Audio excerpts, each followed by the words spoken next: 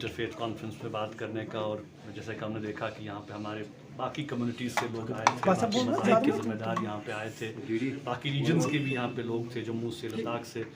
तो खुशी है कि हम सब बैठे, हम सब ने बात की, और मुझे लगता है कि जो लुबे-लुबाब इस कॉन्फ्रेंस का रहा वो यही है कि जहाँ तक मज़हब के जो ज़िम्मेदार लोग हैं, चाहे हम इमामों की बात करें, हम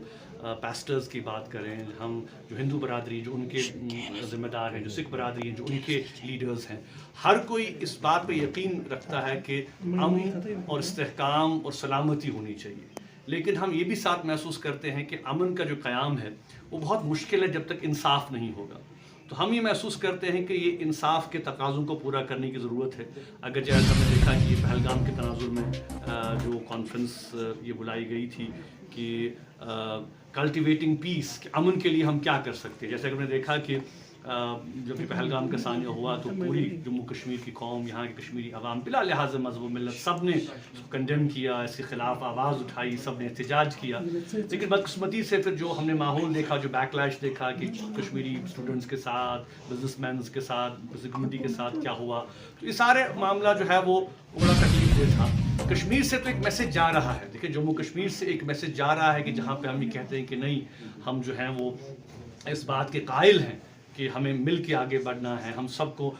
साथ रहना है, जो हमारी चाहे कश्मीरी पंडित कम्युनिटी है, सिख कम्युनिटी है,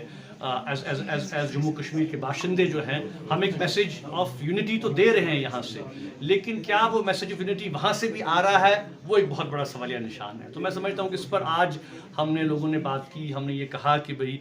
जब तक कि हम मिल बैठ के, ख़ासकर जो फेथ के लीडर्स हैं, जो मैं कहूँगा कि जो मज़ाहिब के ज़िम्मेदार हैं, जब तक कि वो अदल की बात नहीं करेंगे, जब तक कि वो इंसाफ की बात नहीं करेंगे, और अब मुझे लगता है कि कहीं ना कहीं हमें इस जो एक पॉलिटिकल सोच है उससे बाहर निकल के हमें अदल और इंसाफ के तकाज़ों को पूरा करना है। तो एज कम्युनिटी लीडर्स हमें बात करनी है, और हमें महसूस कर रहे हैं कि आज जो सिचुएशन है, चाहे फ़लस्तीन की हम बात करें, चाहे जो जम्मू कश्मीर की सिचुएशन है, सरहदों पे जो हो रहा है, हम ये महसूस कर रहे हैं कि मसाइल का हल, प्रॉब्लम्स का हल जो है वो जंग नहीं है, प्रॉब्लम्स का हल जो है वो कॉन्फ्रंटेशन नहीं है, प्रॉब्लम्स का हल जो है वो गोलाबारी नहीं है, फ़लस्तीन में बच्चों का कत्लेआम नहीं है। फिर हल क्या है? हल ये है कि हम सबको एज ए कम्युनिटी साथ आना है। हम सब लोगों को जो बातचीत के दरवाजे हैं, जो अंडरस्टैंडिंग के दरवाजे हैं, जो तालमेल के दरवाजे हैं, जो अखुवत और मोहब्बत के दरवाजे हैं, उनको खोलना है, और ये बैठना है, आपस में देखना है कि मसाइल का हल कैसे निकाला जा सके। और हम ये महसूस करते हैं कि